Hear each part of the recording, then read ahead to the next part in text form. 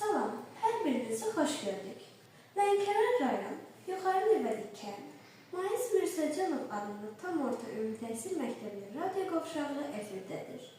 Aparıcınız mən 6B sinif şagirdi Əlizadə Zeynəb.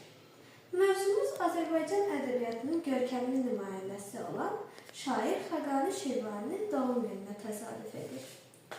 Klassik Azərbaycan ədəbiyyatının görkəmli nümayəndəsi şair Əsədəddin Xaqani Şirvani 1126-cı ilin bu günündə Şamaxıda dünyaya gəlib. Dünya şöhrətli Azərbaycan şairi, mütəfəkkir Xaqani Şirvani 1126-cı ildə Şamaxıda anadan olub. Əsl adı İbrahimdir. Xaqani onun təxəllüsü, Şirvani mənsub olduğu yerin adıdır. Xaqani 8 yaşında atasını itirir. Dövrünün tanınan alim və həkimi olan əmisi Kəfiyyəddin Ömər Osmanoğlunun himayəsi və tərbiyəsi altında böyüyüb. Əsədəddin Xaqani Azərbaycanda Nizami Gəncəviyə qədər olan ədəbiyyatın ən parlaq, ən qüdrətli nümayəndəsidir. O, ədəbiyyata yüksək sənətkarlıq, güclü siyasi, ictimai, humanist məzmun gətirmişdir.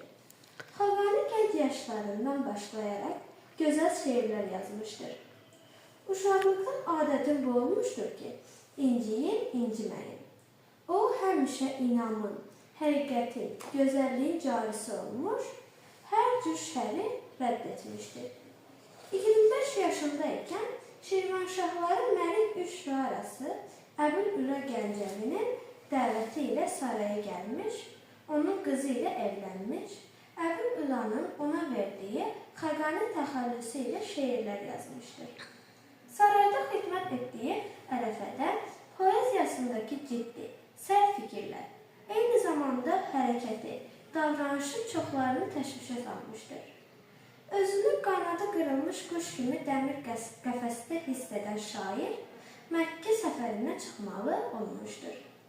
Məkkəni, Mədinəni, Bağdadı, digər şəhərləri gəzmiş, əsərlərində bol yad diyarda ona olan diqqətdən, hörmətdən, ehtiramdan həvəslə ətraflı söhbət açmışdır. Səyahətinin nəticəsi olaraq Mədanik Xərbələri adlı məşhur fəlsəfi qəsidəsini yazmışdır.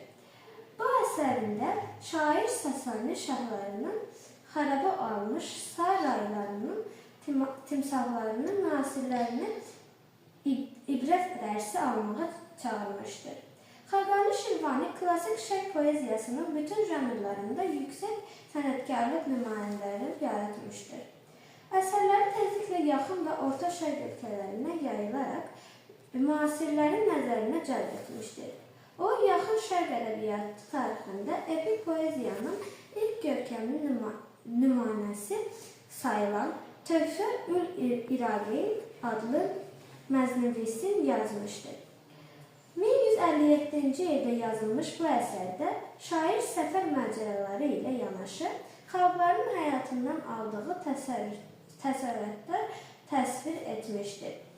Düşmənlərin tənqid, günəşə xitab, qızıla məzəmmət başlıqlı hissələr oxuyucunu heyran edir.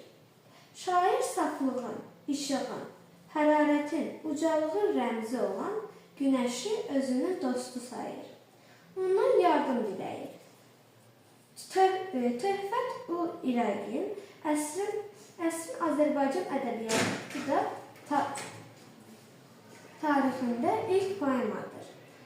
Əsərin əsas qəhrəmanı şairin özüdür. Poemada düşünən də, sevinən də, fəxr edən də, qəzəblənən də şairin özüdür. Xaqani Azərbaycan ədəbiyyatında ən böyük lirik şairlərdən biri kimi tanınır. Onun qəzəl və rübabilərində Azərbaycan poeziya məktəbinin ən yaxşı ənənələrinin ərazisi qoyulur. Xaqani yaradıcılığında Azərbaycan poetik məktəbinin öz əksini tapan xüsusiyyətlərindən biri də türklüyə dərin məhəbbətdir. Sonralar Nizami yaradıcılığında bu xüsusiyyət özünün zirvəsinə çatır. Xaqani ənənələrini davam etdirən şairlər arasında Azərbaycan şeirində inqilabçı satranın böyük siması Mirzə Ələkbər Sabir də var. Sabir öz şeir yaradıcılığında Nizami ənənələri ilə birlikdə Xaqaninin mübariz, üsyankar ruhunu yaşatmağa çalışır. Onun əsərləri və həyatı ilə yaxından maraqlandığını bildirir. Xaqani Şirvani yalnız Azərbaycanın yox, bütün yaxın şərq ədəbi ictimai fikrinin 12-ci əsrdə yetirdiyi ən görkəmli simalardan biri, sənətinin bəzi əzəmətli keyfiyyətləri ilə birincisidir. Tədqiqatçılar haqlı olaraq onun ədəbiyyatımızda fəlsəfi qəsidənin banisi, ilk və ən güclü məznəvisləridir. İncə ruhlu qəzəllərin və müdrik rübabilərin nəhayət kamil, mənzum səyahətlərindən yaradıcısı kimi çox yüksək qiymətləndirilir. Şair xalqın ehtiyaclarına, qüssəsinə və kədərinə bələdidir. Onun dərdinə ürək yanırdı və şairin bir çox misralarını doğuran da məhz bu yanğı idi. Xaqani Azərbaycan tarixinə görkəmli dövlət xadimi kimi də daxil olub. O, vətənin dərin məhəbbətlə sevən bir şair idi. Daim vətəni tərənnüm edən şeirləri, əsərləri bugünə qədər sevilir və hər bir gələcək nəslə bir nümunədir. Şairin yazdığı Savalan dağının tərəfi, vətənpərvərlik mövzusunda yazılan öz qiymətli fikri bədii keyfiyyətlərinin etibarı ilə xüsusi yer tutan əsərindən belə deyilir. Şamaxı, ey mənim sevimli yurdum, ümidim, pənahım Təbrizdir, Təbriz.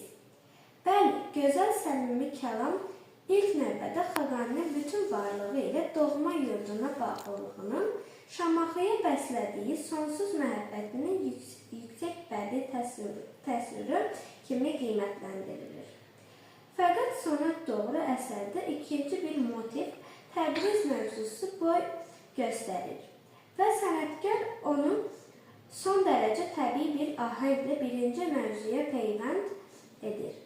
Nəticədə həm Şamaxı, həm də Təbriz daxil olmaqla bütün böyük Azərbaycan mövzusuna qovuşur və bundan qeyri-adi hissələr keçir, qürur duyur. Dəyərli radio izləyicilərimiz, efrimizin bugünə olan sayının sonuna gəldik. Gələn efirlərdə görüşənədək. Sağ olun, salamat qalın.